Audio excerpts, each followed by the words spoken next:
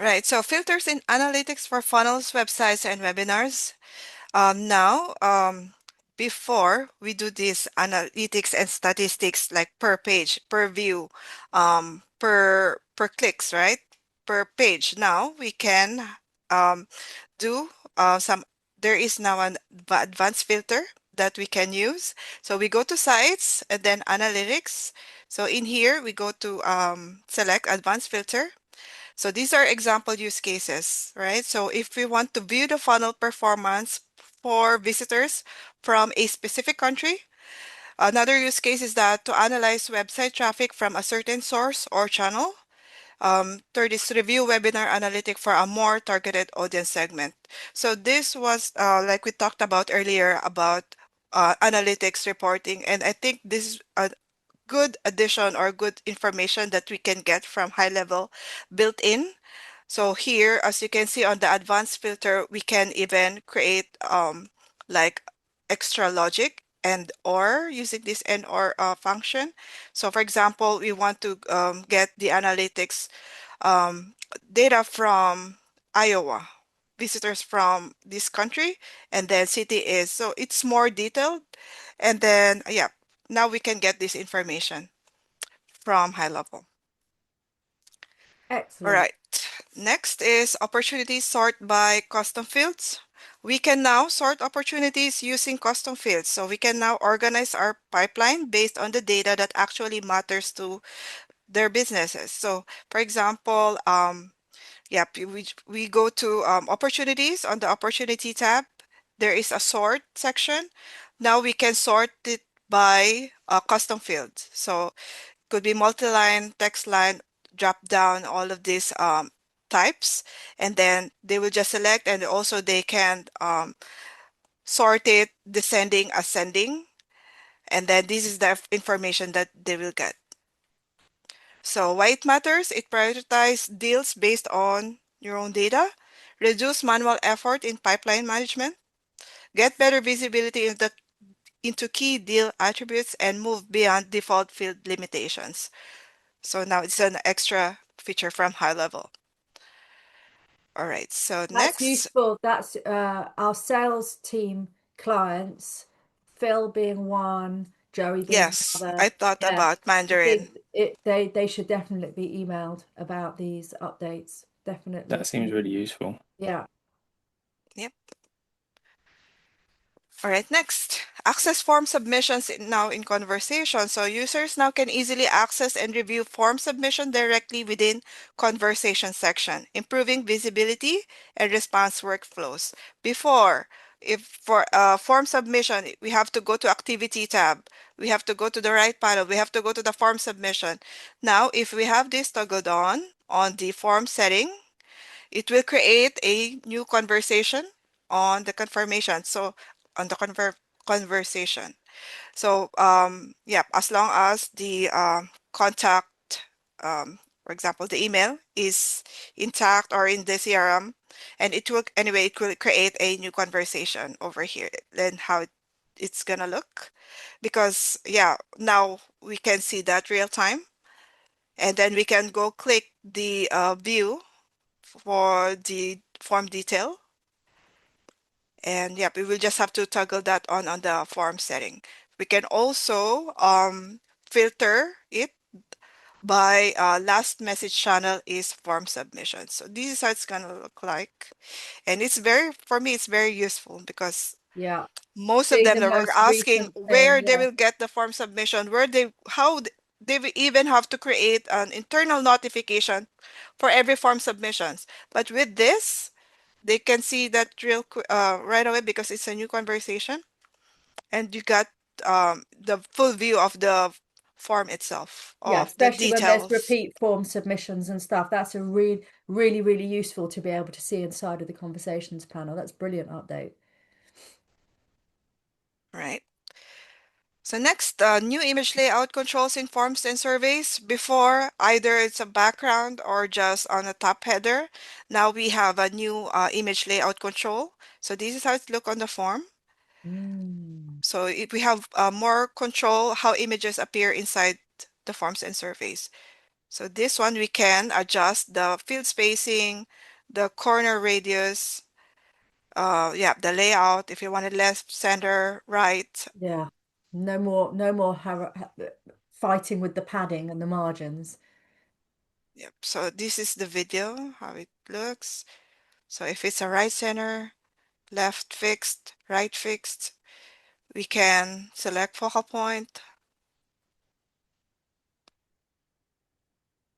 That's for the form. And this is for the Yeah. survey. So in I love here, these small sort of tweaks that just make it a lot more usable. You're not fighting it all the time. Yeah. Yeah. yeah, there's a lot of use cases for this because Mm. sometimes they have a question that needs an image on top of it or with it. So here, now they can use this. For example, for the survey, so this is the output, right? How can, yeah. So this is the single image on a slide. Because if you can do it on the entire survey or you want it independent, like per slide, you will just have to toggle the show image and then yeah, do the thing. And next is blog post AI, generate complete blog post in minutes. So those clients that are utilizing blogs post on HighLevel, this is very helpful for them. They will just have to click on create post with AI. And then what will happen is that there is two modes, assist mode or topic based or a build mode. So for assist mode, they will have to describe the blog post topic, add the word limit, target audience. So they will just have to fill in this information. For build mode, they will ask the AI, what kind of blog post are you trying to create? And then you have these industries, and then they can personalize it to add a custom color, image style, number of images. So these are all available for them. So this is the output. Also, this creates a full blog post, right? With images, with the headlines. And also, if, for example, they want to change the headline, they can just easily go in and change it. So it's I love easy. I love that apart from the fact I'm so fed up with just AI generated content that people aren't tweaking in a human way. So yeah, it's brilliant, but the marketplace is so flooded with just like AI messages, AI responses, AI content. Yeah, It everything AI content. No. Yeah, you just have to really, yeah, focus on the keywords and all of this are all ticked off. So Yeah, no, it's a great you'll tool be though. good. Fantastic Yep. tool. So what you'll have to do, just go on the agency and then, yeah. I know this is for this. You just have to yeah, turn it into labs and then they can use it already. So link and load multiple sub accounts to a snapshot. I think this is interesting for us since we are talking about snapshots for our new thing, right? So here, before, if we push update or we have to add a snapshot to a sub account, we do it individually. Now we can link and load multiple sub account in one go. So we will just have to enable this on the agency. But anyway, it will activate and it will be live in the next 8 days. So what is that? Yeah, we can now link and load across multiple sub-accounts in a single flow, eliminating the need to manually navigate between accounts. So what we do is that on the agency account snapshots, and then for example, for this screenshot is my snapshot, go and click on the push update icon. And this is how it's going to look like. You have these three tabs that you can select, either all, linked, or available. So all is these all sub accounts. Linked is the sub accounts that is linked to this snapshot. Available is the sub accounts that are not linked yet that you can add the sub account and link to. So in here, this is the available. We can just go click and select which sub account we want to add this snapshot. And then next step is we'll check the assets. If we want to proceed without conflict or proceed by checking conflict first.